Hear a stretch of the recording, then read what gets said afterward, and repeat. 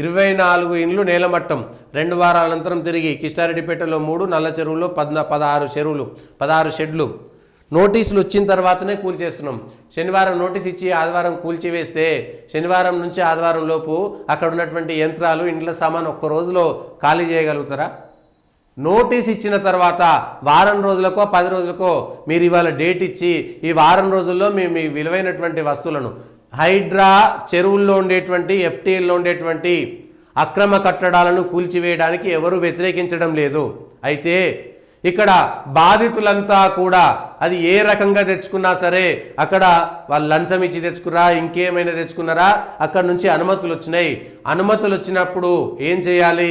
ఒకవేళ అవి అనుమతులు అయినా సరే కూలగొట్టాలంటే ఒక వారం రోజులు 10 రోజులు వాళ్ళకు సమయం ఇవ్వాలి. వాళ్ళు దొంగలు కాదు, దేశద్రోహులు కాదు, ఉగ్రవాదులు కాదు కదా. ఒకవేళ వాళ్ళు తెచ్చుకుంటే అనుమతులు ఏ విధంగా వచ్చాయనేటువంటిది ప్రతి ఇంటికి ఇవాళ ప్రజలని మీరు తప్పుపడుతున్నారు, ప్రజలనికి అన్యాయం చేస్తున్నారు. పేదోళ్లకు పెద్దోళ్లకు ఒకే న్యాయం కుదరది. ఎవడో బాగా డబ్బులు ఉన్నాడు, నాకు పైసలు ఉన్నాయి కాబట్టి అక్కడ ఇక్కడ కబ్జాలు చేస్తా అంటే వేరు విషయం. తెలియక కొనుక్కున్నటువంటి వాళ్ళు, తెలియక లీజ్ తీసుకున్నటువంటి వాళ్ళు అక్కడ షెడ్లు వేసుకున్నారు. ఆ షెడ్లు వేసుకోవడం అక్రమమే. కానీ ఒక వారం రోజుల టైం ఏంటి వాళ్ళకి? ఇగో ఈ వారం రోజుల్లో చిన్న గుడిసెలు కానీ పెద్ద గుడిసెలు కానీ చిన్నోళ్ళకి వాళ్ళకి ఉండేటువంటి ఆ 10 వస్తువులే వాళ్ళకి విలువైనటువంటి వాళ్ళ జీవితం. అది ఆ 10 రోజుల తర్వాత కూడా స్పష్టంగా ఇగో మీరు ఈ 10 రోజుల్లో వారం రోజుల్లో మీ సామాన్లను సర్దుకోకపోతే ఆ తర్వాత మాకు సంబంధం. శనివారం మేము నోటీసులు ఇచ్చినాం, ఆదివారం కూలగొట్టినామంటే అది తప్పా కాదా? ఎవరినైనా సరే వాడు అవినీతి అన్యాయం చేసినోడైనా సరే వాడు తప్పుకోగలుగుతాడా? వాడిని మీరు అరెస్ట్ చేయలే కదా. ఒకవేళ తప్పుడు పత్రాలు పెట్టి చేసిండు అనుకోవచ్చు, కానీ కోట్ల రూపాయలు లక్షల రూపాయల విలువైనటువంటి వస్తువులని కూలగొట్టడం ఏ విధంగా సమంజసం? అందులో ఉండేటువంటి సామాన్లు ఉన్నాయి. నిన్నెవరో ఒక ఫ్లెక్సీ పాపం ₹1,00,000 కోట్ల రూపాయలు దానికి బ్యాంకులో లోన్ తెచ్చుకొని వాళ్ళ ఫ్లెక్సీ మిషన్లు పెడితే కూలగొట్టిర్రు. ఇప్పుడు ఆయనకు అవకాశం ఇస్తే అట్లాంటి ప్లేస్ ఇంకో దగ్గర వెతుక్కొని అక్కడ ఈ ఫ్లెక్సీ మిషన్ని తీసుకుపోతాడు కదా.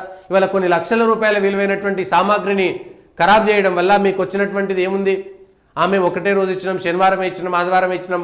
వారం రోజుల కనీసం వారం రోజుల పాటు వాళ్ళకి అవకాశం ఇస్తే అక్కడ వాళ్ళకి ఇంకో ఇల్లు దొరకాలనో వద్దా? వీళ్ళు ఇక్కడికి వెళ్ళి ఖాళీ చేయాలంటే ఇంకో ఇల్లు 2 రోజులలో 1 రోజులలో దొరుకుతుందా?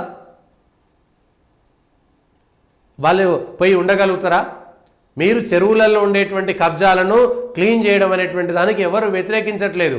కానీ ముఖ్యమంత్రి గారు మీరు చేస్తున్నటువంటి దాంట్లో అక్కడ ఉండేటువంటి వాళ్ళు మంచుకొచ్చిరా చెడుకొచ్చిరా తెలియదు, ఎప్పుడు వచ్చారో ఎన్ని రోజులకు వచ్చారో తెలియదు, దాని వెనుక ఉన్నటువంటి బడాబాబులు ఎవరో తెలియదు, ఆ వెంచర్లకు అనుమతులు ఇచ్చినటువంటి అధికారులు ఎవరో తెలియదు.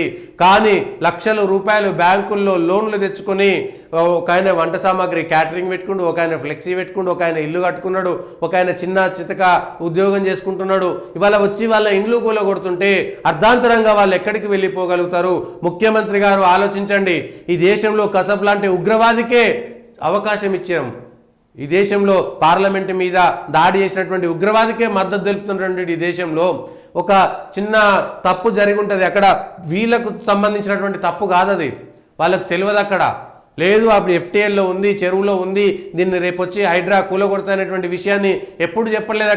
అక్కడ ఉన్నటువంటి చెరువులను మేనేజ్ చేసే అధికారులు కూడా ఎప్పుడు నోటీసులు ఇవ్వలేదు, చెప్పలేదు. అక్కడ ఉండేటువంటి మున్సిపాలిటీ వాళ్ళు కూడా చెప్పలేదు. ఇది చెరువు అనేటువంటి బోర్డు కూడా పెట్టలేదు, ఎఫ్టీఎల్ అనేటువంటి బోర్డు కూడా పెట్టలేదు, ఎక్కడ పబ్లిక్గా నోటీస్ ఇవ్వలేదు, మున్సిపాలిటీ వాళ్ళు ఎక్కడ సమావేశం పెట్టి చెప్పలేదు. తప్పులు ఎవరివి? ఇవన్నీ అధికారులు వేసినటువంటి తప్పులకు బలైతున్నటువంటి సామాన్యుల ఆ రోదన అరణ్య రోదన కాకూడదు. కాంగ్రెస్ పార్టీకి సంబంధించినటువంటి ప్రజాప్రతినిధులు, కాంగ్రెస్ పార్టీకి సంబంధించినటువంటి నాయకులు ఆలోచించాలి. మీరు చెరువులను కాపాడడానికి బేష్ అంటారు, ప్రతి ఒక్కరూ మీకు సమర్థిస్తారు. కానీ అక్కడ ఉన్నటువంటి వాళ్ళకు సాధారణ వ్యక్తికి కొన్ని లక్షల 100,000 కోట్ల రూపాయలు ఉన్నటువంటి వ్యక్తికి ఒకే రీతిని ఎట్లు ఇస్తారు? 100,000 కోట్లు ఉన్నడికి 10 ఇండ్లు ఉంటాయి, ఇక్కడ కాకపోతే ఇంకో దగ్గర పోతాడు. కానీ అది తప్ప ఇంకొకటి లేనటువంటి వాళ్ళు అప్పటికప్పుడు వచ్చి రాత్రికి రాత్రి పొమ్మంటే కుదరదు కదా. 10 రోజుల 15 రోజుల సమయం ఇచ్చి ఒకసారి కాదు రెండోసారి కూడా నోటీసులు ఇవ్వచ్చు కదా. ఇగో ఫస్ట్ నోటీస్ ఇస్తున్నాం, రెండో నోటీస్ ఇచ్చిన తర్వాత వారం రోజుల్లోపు మీరు అక్కడ మేమేం చేసినా ఇయ్యమంటే అప్పుడు వాళ్ళ తప్పైపోతుంది. మేమేం చేయాలంటే వాళ్ళకి సంబంధం లేదు, అది అమ్మినవాడు కొన్నవాడు వాళ్ళు చూసుకుంటారు. అయితే ఇక్కడ అనుమతులు ఇచ్చి వీళ్ళు నిజాయితీగా నికార్సైనటువంటి కష్టపడినటువంటి సొమ్ముతో కొనుక్కున్నటువంటి వాళ్ళ కోసం ఆలోచించాలా వద్దా? ఇది ప్రభుత్వం బాధ్యత కాదా? ఒక్కసారి ఆలోచన చేయండి. చెరువులను కాపాడడం బాగానే ఉంది, కానీ కొనుక్కునే ముందు అది చెరువులో ఉంది, హైడ్రాలో లేకపోతే ఎఫ్టీఏలో ఉంది, బఫర్ జోన్లో ఉందని ఏ ఎంక్వైరీ చేసినా మాకు దొరకలేదండి. చెరువులో ఖచ్చితంగా నీళ్ళ పక్కన పెట్టుకోలేదు. ఇవాళ ప్రభుత్వ అనుమతులు ఉన్నాయనేటువంటిది ప్రతిదీ చూపెట్టిన తర్వాత ప్రభుత్వ అనుమతులు, ప్రభుత్వం ద్వారా నడిచేటువంటి మున్సిపాలిటీ, ప్రభుత్వం ద్వారా నడిచేటువంటి కరెంటు వాళ్ళు, లేకపోతే నల్లాలు వేసేటువంటి వాళ్ళు, ఇవన్నీ అనుమతులు ఇచ్చినటువంటి అధికారులు ఇవాళ నష్టపోతున్నది ఎవరు? కొన్నటువంటి వాళ్ళు. మొట్టమొదటిసారి అది చెరువు విషయం అని తెలిసి, చెరువు అని తెలిసి, ఎఫ్టీఎల్ అని తెలిసి, బఫర్ జోన్ అని తెలిసి కట్టినటువంటి వాడిది తప్పు. వాడిని పట్టుకోండి. వరుసగా 2-3 సార్లు అమ్మిన తర్వాత అది చెరువు అని తెలిసి వాడు ఎవరికి డబ్బులు ఇచ్చి చేసిండో వాళ్ళని పట్టుకొని జైలు వేయండి, వాళ్ళకు వీళ్ళ ద్వారా డబ్బులు ఇప్పించండి. మీరు ఇవాళ వీళ్ళని రోడ్డు మీద వేస్తే వాళ్ళ ఉసురు మీకే తగులదా? మరి వాళ్ళకి ఎట్లా న్యాయం జరగాలి? వీళ్ళు ఎందుకు అన్యాయం కావాలి? వాళ్ళ తప్పు లేదు కదా, అందులో వాళ్ళ తప్పు లేదు. అధికారులు అనుమతులు ఇచ్చినటువంటి భూములను కొన్నటువంటి వాళ్ళ తప్పు ఎట్లా ఉంటుంది? వాళ్ళకెందుకు అన్యాయం జరగాలి? వాళ్ళకెందుకు శిక్ష పడాలి? ఇగో ఇది కాంగ్రెస్ పార్టీకి సంబంధించినటువంటి ప్రజాప్రతినిధులు, ప్రతిపక్షంలో ఉన్నటువంటి వాళ్ళు ఒక్కసారి ఆలోచన చేయండి. అన్నిటికీ పిడుక్కు బియ్యానికి ఒకటే మంత్రం అంటే ఎట్లయితుంది? చెరువులను కాపాడండి. ఇవాళ నల్ల చెరువు ఇవాళ ఒక్కరోజు కూలంగానే మొత్తం చెరువు అంతా అయిపోతుందా? 10 రోజులు ఆలస్యం అవుతుంది. ఇది ఇవాళ ఒక్కరోజు అయిపోయేది కదా. హైదరాబాద్లో చెరువులన్నింటినీ ఇన్ని ఎకరాలు కూలగొట్టాలంటే ఏడాది సమయం పడుతుంది. మీరు ఒక్కొక్క చెరువుకి ఇవాళ నల్ల చెరువుకి ఇచ్చినట్టుగా మిగిలిన అన్ని చెరువులకు కబ్జాలకి ఎక్కడెక్కడ ఎత్తున్నాయి అన్నిటికీ ఒకేసారి నోటీసులు ఇవ్వండి. 10-15 రోజుల్లో సర్దుకుంటారు. ఒక దగ్గర కూల్చివేతలు మొదలైతే మా దగ్గర కూడా వస్తారనైనా మా అందరికీ నోటీసులు ఉన్నాయని మిగిలిన వాళ్ళు సర్దుకుంటారు. ముఖ్యమంత్రి తమ్ముడికేమో నోటీసులు ఇచ్చి 1 రోజులైనా 15 రోజులైనా 2 నెలలైనా ఇప్పటిదాకా వాళ్ళని కూలగొట్టలేదు. అది ముఖ్యమంత్రి గారి సోదరుడికి జరిగినటువంటిది. మరి ముఖ్యమంత్రి సోదరుడికి కూడా 1 రోజు 2 రోజుల ముందే నోటీస్ ఇచ్చి ఇల్లెందుకు కూలగొట్టలేదు ఇప్పటిదాకా? ఇదేనా మీ ధైర్యం? ఇదేనా మీ దమ్ము? మరి ఫాతిమా కాలేజీని ఎందుకు కూలగొట్టలేదు? ఫాతిమా కాలేజీలో వాడెవడో చదువుకుంటే పక్కన గుడిసెలు వేసుకొని చదివిపిస్తారు ఈ ఏడాది దాకా. మీరు ఎందుకు కూలగొట్టలేదు? ఇగో ఇది మీ ద్వంద్వ నీతి. ఫాతిమా కాలేజీను ముందుగాల కూలగొడితేనే అందులో విద్యార్థులున్న సంబంధం లేదు. 1000 మందికి ప్రత్యామ్నాయంగా ఇంకో బిల్డింగ్ తీసుకుంటారు. లక్షల కోట్ల రూపాయలు ఉన్నటువంటి వాళ్ళు ఇంకో దగ్గర తీసుకుంటారు, ఏం కాదు. పక్కన లీజుకు తీసుకొని చదివిపిస్తారు. అదే బిల్డింగ్లో చదవాలని రూల్ ఏం లేదు కదా. అనుమతి ఉంది వాళ్ళకి, ఇంకో చోట బిల్డింగ్ ఇస్తారు, ఇంకో చోట వాళ్ళు బిల్డింగ్ తీసుకుంటారు చచ్చుకుంటా. అవసరం లేదు. ఈ సంవత్సరం పక్కన విద్యాబుద్ధులు నేర్పించి తర్వాత బంద్ చేసుకుంటాడు, సంబంధం లేదు. కానీ వాడేం విద్యాన్ని బుద్ధులు నేర్పిస్తాడు? దొంగ కాలేజీలో కట్టి దొంగ కాలేజీలో చదువు చెప్పేటోడు వాడు పిల్లలకి దొంగతనమే చెప్తాడు కదా. ఇంకేముంది, నేను చెరువులో కట్టినరా నాయన, మీరు రేపు పొద్దుగాల ఇంకెక్కడైనా కట్టుకోవచ్చు, కబ్జా చేసుకోవచ్చు అని చెప్పినట్టేనా? ఇదేనా పద్ధతి? ఇగో ఇది మీరు ఫాతిమా కాలేజీని ముందుగాల కూలగొట్టకుండా, ఫాతిమా కాలేజ్ను కూలగొట్టినప్పుడే రేవంత్ రెడ్డికి లేకపోతే హైడ్రా కమిషనర్ రంగనాథ్ గారికి ధైర్యం ఉన్నట్టుగా, దమ్మున్నట్టుగా, మీరు నిజాయితీ పరులు అన్నట్టుగా, మీ వెనుక రాజకీయాలు లేవన్నట్టుగా చెప్పడానికి అవకాశం ఉంటుంది. ఫాతిమా కాలేజీని కూలగొట్టడానికేమో దానికి వంకలు చెప్తారు. ఎందుకు వంకలు? అందులో 1000 మంది ఉంటారో, 2000 మందో, 5000 మందో, పక్కన ఎక్కడ భూములు దొరికాయా, లేకపోతే ఎక్కడ షెడ్లు దొరికాయా, ఎక్కడ లేకపోతే ఆ ఫాతిమా కాలేజ్ ఓనర్ ఇంట్లో పెట్టుకుంటాడు, పోయి చదువులు చెప్తాడు అక్కడ పెట్టి. మీకెందుకంత బాధ?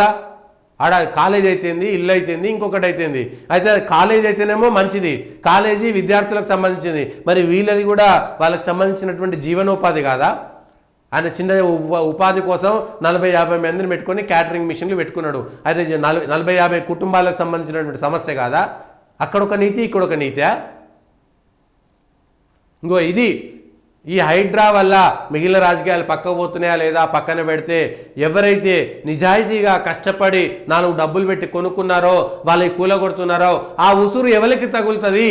ప్రభుత్వానికా, లేకపోతే హైడ్రాకా, లేకపోతే ఆ అమ్మినోనికా? ఒక్కసారి ఆలోచన చేయండి.